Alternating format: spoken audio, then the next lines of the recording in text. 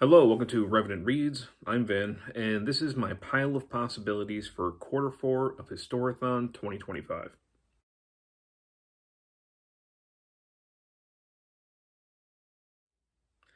So, Historathon is a year-long reading event where we read, discuss, and celebrate nonfiction history.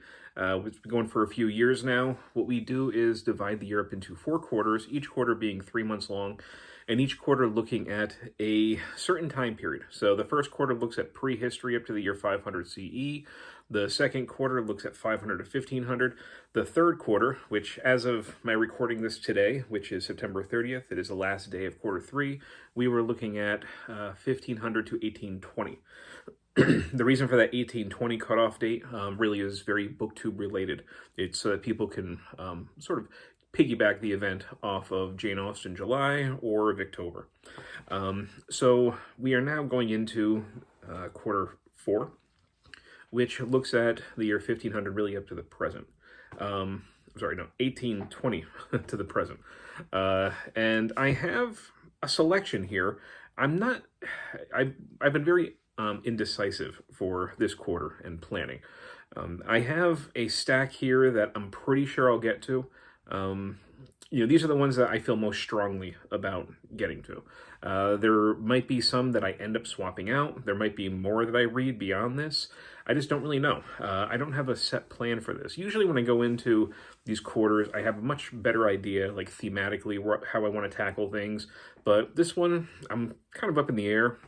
I think because I have a few other projects I'm working on, I do plan to try and read a little more fiction this quarter. So that's something that will certainly, hamper, in different ways what I might be able to get to at different times. I am predominantly a nonfiction reader, but I am trying to get through more fiction books. This bookcase that you see back here, these are all horror fiction. I have other fiction over here. I've been staring at those shelves and just thinking I really need to get to some of that stuff. So that's what I'm going to do. I'm going to get to some of it this in the next 3 months. So yeah, let's see what I have. Again, this is a pile of possibilities. I don't call it exactly a TBR. This is probably a TBR, but I'm just not going to go that committal as far as the way that I present it and discuss it. So yeah, the first thing I'm going to read, which is thankfully short, this is the narrative of Sojourner Truth. I've had this book, this Dover Thrift Edition. They're super cheap.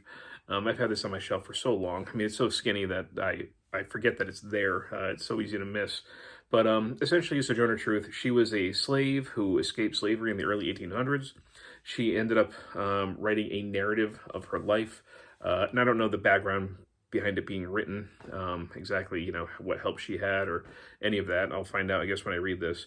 But it ended up being published in 1850, so before the Civil War. It was one of those slave narratives that I'm sure was influential in the abolitionist movement, I have to assume. So, I've read Frederick Douglass, of course, so I figured I need to read some more slave narratives. I've also read 12 Years a Slave as well, but I had this on the shelf, so I wanted to get to this. So this will kind of kick off my quarter 4. I think this is maybe the earliest book that I'm reading, because right after this, at least that's early 1800s, and then I do want to read this. I'm hoping to read this in October. We will see. It is called The Ghost Map, so for me it fits the Halloween season, but that's not the only reason. But this is not a new book. This came out, not much of what I'm reading is new, honestly. This was published 2006. So this is The Ghost Map, the story of London's most terrifying epidemic and how it changed science, cities, and the modern world. So this essentially looks at the 1854 cholera epidemic, I think in London, and how they ended up figuring out what was going on. Basically the science behind it, the people behind it, how it all got pinpointed to a certain, I think, origin point.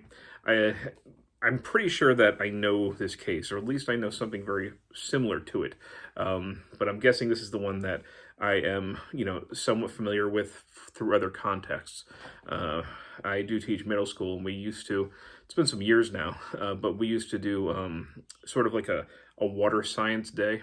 And one of the things that we always used to do is pinpointing the poisoned well, basically the infected well, that was spreading disease. And I'm guessing this was that, although I could be wrong. But we'll find out. But yeah, this seemed really interesting. I have read a few other medical history books that I've really enjoyed. So I figured, yeah, give this one a shot.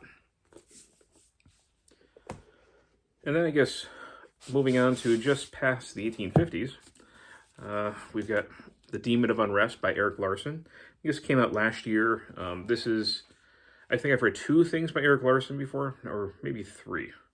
I've read The Devil in the White City, In the Garden of Beasts, and I feel like there might be another one that I've read, but I could be wrong.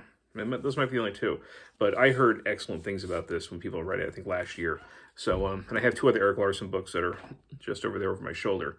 I don't know if I'll get to them, but yeah, I committed to reading this. I'm definitely going to read this. I'm thinking I'm going to try and have November be the month that I start looking into the American Civil War. It's one of those quarter-4 topics that I really enjoy. So I'm definitely going to read this in November. If I have time, I might fit in another Civil War book, but we will see. Now this one spans, you know, a certain amount of time, most of quarter-4. This is also not a very old book. Sorry, not a very new book. This is 2012. So Jill Lepore's The Mansion of Happiness, A Story of Life and Death. And I think this is, I don't know a lot about it, but it looks like the way that people have conceptualized both life and death, and I'm assuming the afterlife as well, through I think the 1700s up to around 1970s. That's kind of what I got from the blurb on the back. So sort of an intellectual history, you know, history of ideas about that. Now, Jill Lepore, I think the only other book that I've read by her, and it was a while ago. I think it was like The Name of War, one that she wrote about the about King Philip's War. And I remember enjoying it, but it's probably been like 20 years at least since I read that. So yeah, I have some of the Jill Lepore books on my shelves, but she's somebody I needed to get to, and this seemed like an interesting topic. And in December, I do want to focus on World War II, and I'm thinking of looking at the sort of German experience. So one of the first things I want to read is this. A Woman in Berlin. It says anonymous, although I'm pretty sure that they figured out who it was within the last maybe 20 years or so. She was a journalist, but it's essentially like, I think, a diary that a German woman kept when the Soviets occupied Berlin. And it deals with the sort of harrowing things that occurred and what they had to do to survive. And it seemed like it would be a really powerful read, of course. Last year, when I was reading stuff on World War II, it was mostly from the American perspective. So I just wanted to get a little bit more, you know, from the other side of things. And I wanted to follow this up with the final book I'm going to talk about here. A Demon-Haunted World. A Demon-Haunted Land, sorry. Witches, Wonder Doctors, and the Ghosts of the Past in Post-World War II Germany. And this seems to look at the rise of supernaturalism after World War II in Germany, this defeated land, and how it was accusations of neighbors being witches. You see witch doctors. I'm guessing there was increased talk of ghosts and hauntings. So it seems to look at the post-war trauma of Germany and how it was reflected in this sort of supernatural belief, or this increase of supernatural dialogue and, you know, rhetoric. So yeah, this seemed interesting. It kind of, I am interested a lot in things like historical memory.